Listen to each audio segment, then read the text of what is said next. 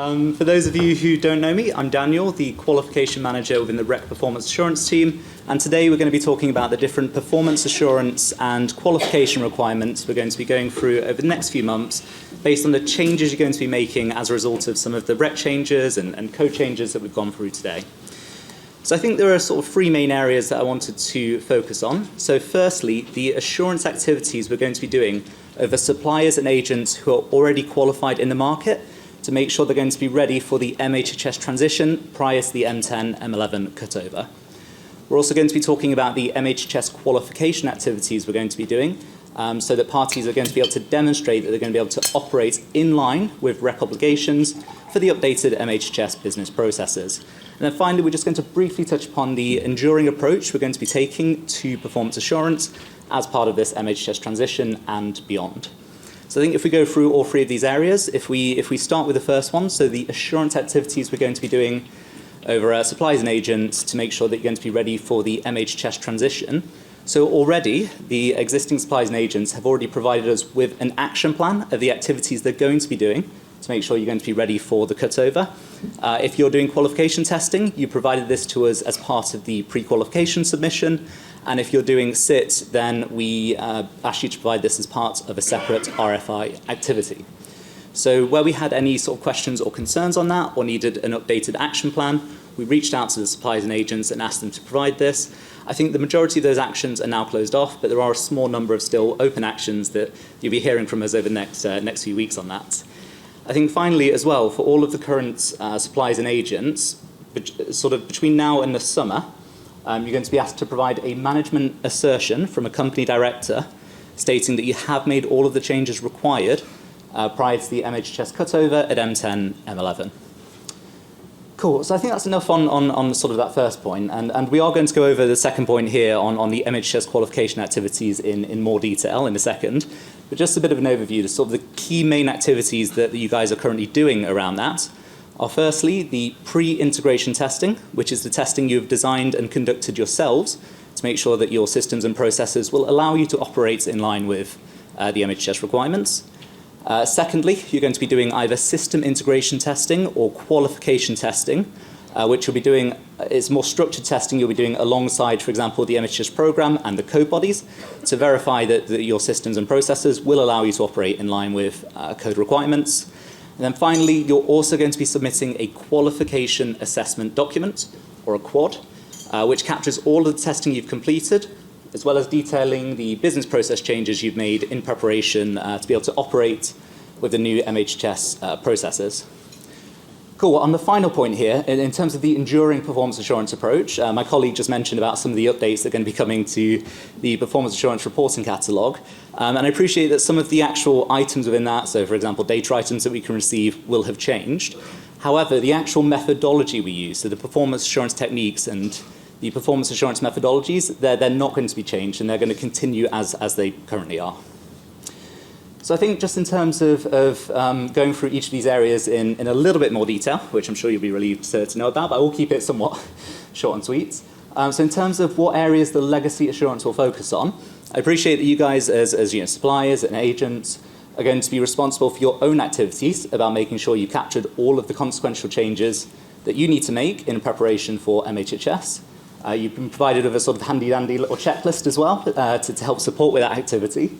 And some of the key areas that I know we're going to be focusing on as part of that assurance are, making sure that you're going to be ready to support forward and reverse migration, making sure that you're ready with the DTN market message changes, making sure you're going to be ready for the REC change around the supply number format change, and finally making sure you're going to be ready for the changes to the EES. Although I appreciate we've already talked through all four of those points, I'm not going to repeat those. I think if we talk about then the MHHS qualification activities, which all of you are going to be doing, I guess the purpose of MHHS qualification is to make sure that you are going to be able to operate in line with your code requirements, and also for us as a code body to make sure that we're managing and mitigating the retail risks as part of this transition. So I think in terms of the timeframes when parties are going to need to complete MHHS qualification, so DNOs are required to complete qualification prior to start of MHHS migration, which is M10. Those that are going to be qualifying through SIT will then be the sort of next parties to qualify. And they're going to be qualifying on or around M11, so on or around when the migration starts. And then finally, everyone else is going to be qualifying in waves between M11 and M14. Suppliers and agents are going to be required to be qualified by M14 at the absolute latest. Cool. If we talk now about what the actual steps are around MHHS qualification. So firstly, you guys had to decide, well, how you're going to be qualifying. So for example, some of you decided to volunteer for SIT. Some of you are working with service providers, and some of you are going to be placing reliance on the testing done by others. Obviously, we've already had a lot of these discussions. If you're going through SIT, you had those discussions bilaterally with us. And if you're going through qualification testing, you submitted a pre-qualification submission, which contained this information. Everyone here is also doing pre-integration testing, which is where you have designed the test scenarios and test cases to show that your systems and processes will allow you to operate in line with the MHHS requirements and the REC code requirements. After pitch, you're going to be submitting some submissions based on that, including the test completion report and a PIT requirements test traceability matrix, or RTTM. So those submissions are going to form part of your qualification assessment document.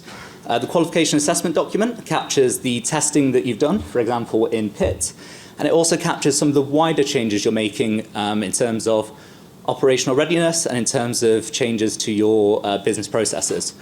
So, for example, where you have manual processes that are going to be in place to identify any issues, providing more detail around that, which won't necessarily be captured as part of the technical testing.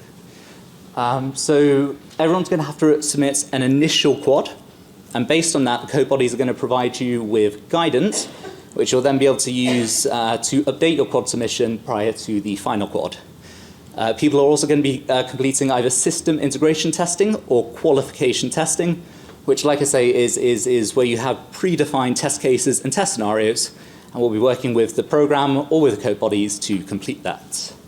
I know we had some questions actually on the qualification testing, and specifically the qualification testing framework, or QTF. So we'd like to highlight the fact that there's currently a beta going on where you guys can volunteer to test some of the functionality of the QTF, including the onboarding, including the sort of data load and some of the functionality. So if you have any questions on QTF functionality, I'd definitely recommend signing up for that beta. And there were more details in the clock article yesterday. Cool. So as soon as you've completed all of your testing, including PIT and SIT or QT, you'll then submit your final quad, which is going to capture all of the information of that testing. The code bodies will then review it and hopefully approve and sign off on it.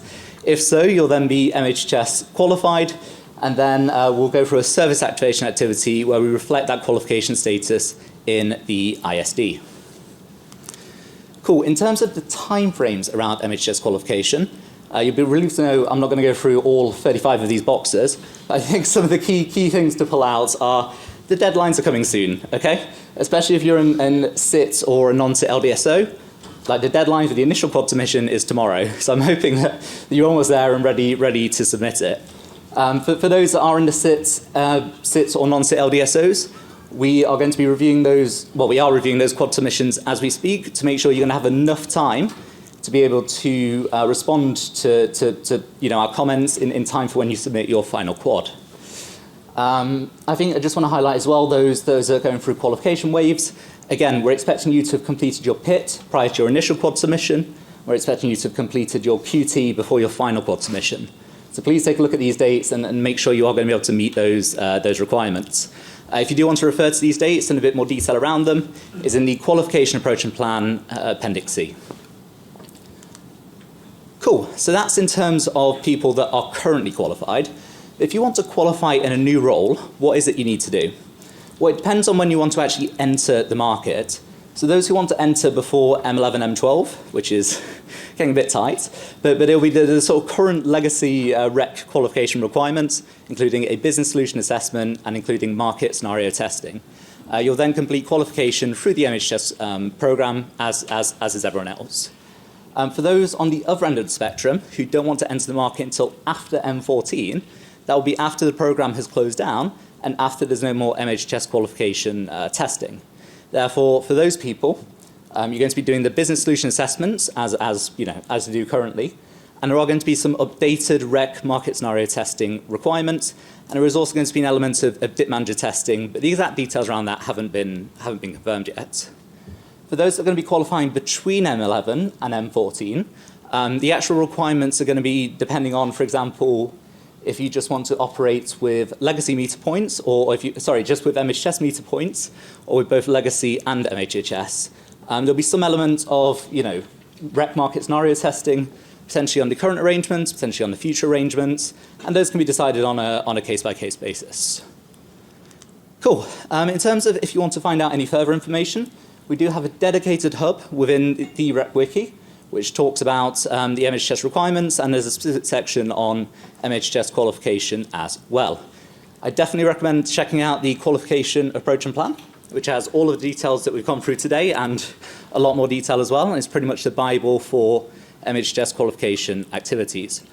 There's also a link to the qualification assessment document, so if you are going to be completing this in a later wave, you can look ahead at the questions now and the guidance that we provided as part of that. And in fact, I know there was a Slido question earlier on what guidance we're going to be providing as part of the quad. It's a little bit difficult for us to provide like a completed version of the quad because, as you guys know, I mean, there's such different variety of businesses. You've got some suppliers with millions of meter points and some suppliers which just do a few INC customers. So although we can't provide like a completed quad, what we have is guidance for every single question, and we've also run multiple webinars where we go through the level of detail and we want participants to provide as part of that submission. So I'd recommend checking out those documents and the webinars as well. I'd also recommend checking out the REC MHHS assessment criteria and the RTTMs, which outlines all of the requirements for all the different MHHS requirements and how they map to REC performance assurance requirements.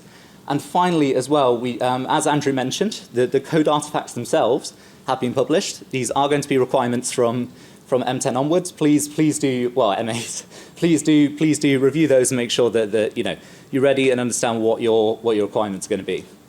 So I think, obviously this is some links to some further information on MHHS qualification. I think what we're going to be moving on to next is some further information on the change management process, which I believe my colleague Harriet is going to be talking through. Unless there's any urgent questions that we want to run through. There are some questions, Dan. Let's take them now because they relate to what you've been saying. I think some of them you might have sort of covered off, but let's just provide some clarification for people. So the first one, what's the plan for current parties who do not qualify? Absolutely. So there is a specific annex to the qualification approach and plan, which goes through the consequences for those who don't complete MHHS qualification. If you're a supplier and you don't complete qualification by M14, then you're not going to be able to register any new meter points. And additionally, if you're an agent, you won't be able to be appointed to any new meter points either. So essentially, you're not going to be able to operate after M14 if you're not qualified. And as the Ofgem representative mentioned earlier, there is going to be a bit of pressure on making sure that parties are actually qualified, ready for M14.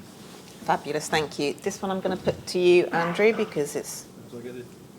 Just talk. Okay. Are you confident that REC is resourced appropriately for the speed and pace that parties need to re-qualify for M14? So this is this on?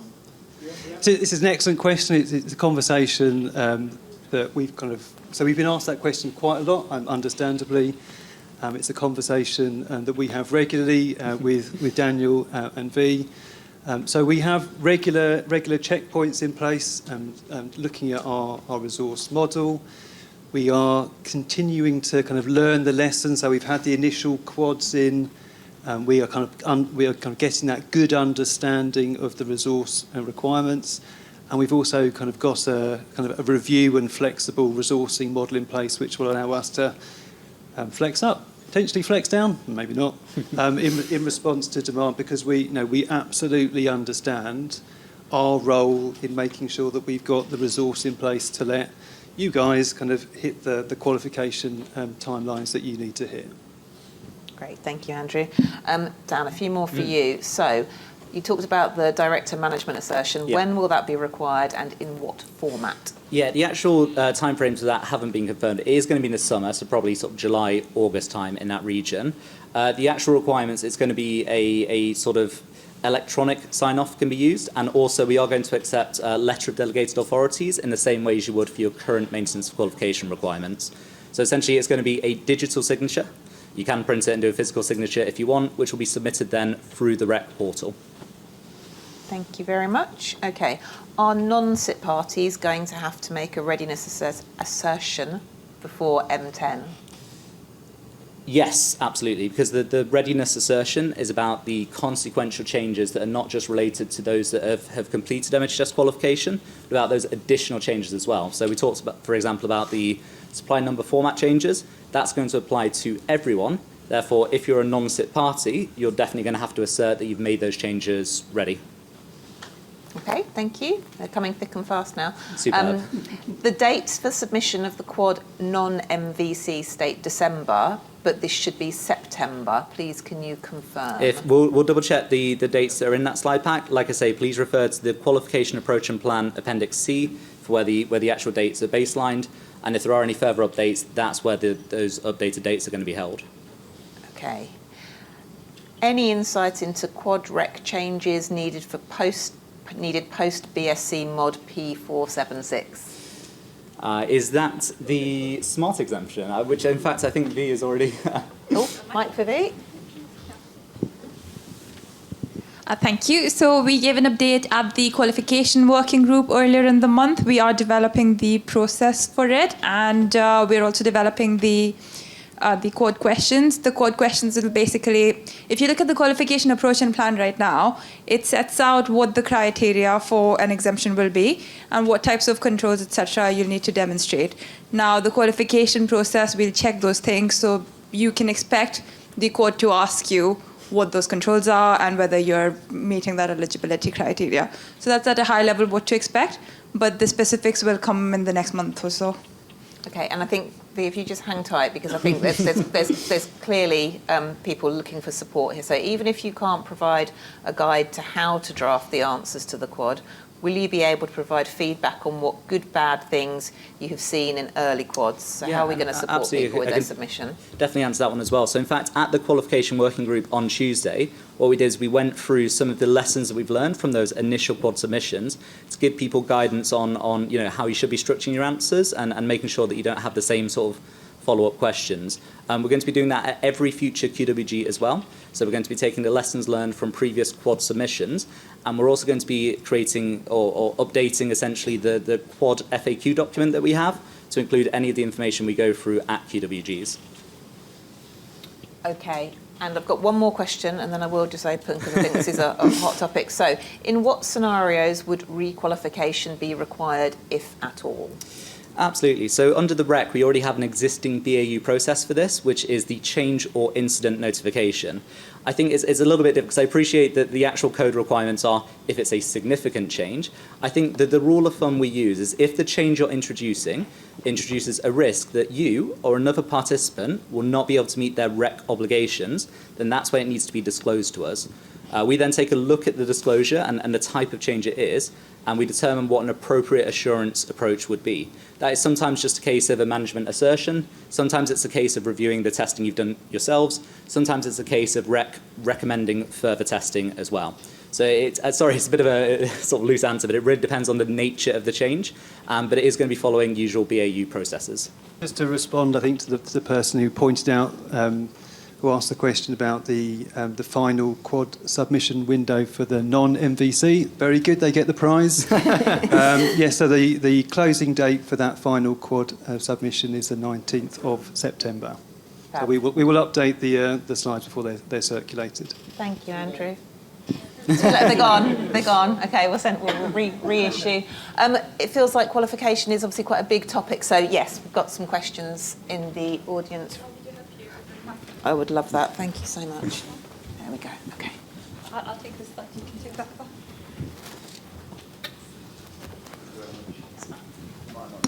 Can you hear me all right? Yep. Sweet.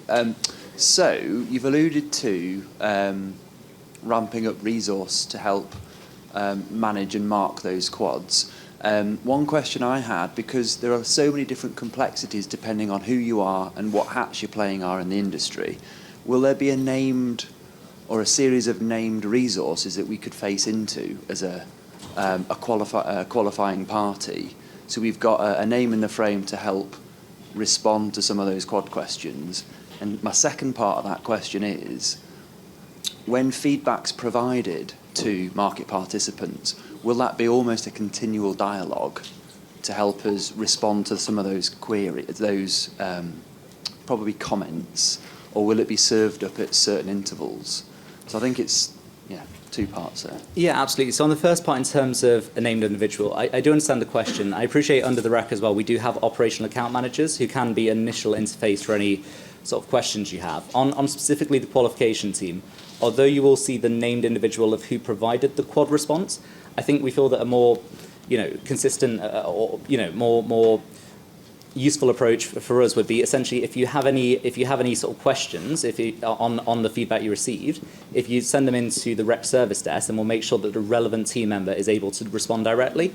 And if it's the case that you want to hop on a call with that direct individual, we can absolutely facilitate that and make that happen. But I think I do want to re-emphasize that we work together as a team across the qualification team. So it might not necessarily be just because one person provided the feedback comments. It could be that another member of the qualification team is definitely equally able to help you out as well.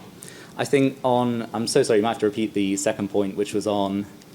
It was about how feedback was going to be managed. Feedback, absolutely, yeah. So it very much depends on a participant-by-participant basis and to how much feedback you do have initially. So will definitely be opportunity for an iterative approach. So after you submit the initial quad, as soon as the code bodies provide the feedback, it will be available to you. And you will have the option of then going in and resubmitting your answers, and we can do a further iteration of feedback comments. We're going to try and write them in a way where we're going to try and provide you with specific feedback comments, so it reduces that need to have 5 or 6 rounds of back and forth. But I think if you take a look at the comments and you're not 100% sure on what it is that we're asking for, again, that's the type of thing we can sort of discuss bilaterally if needed. So, good.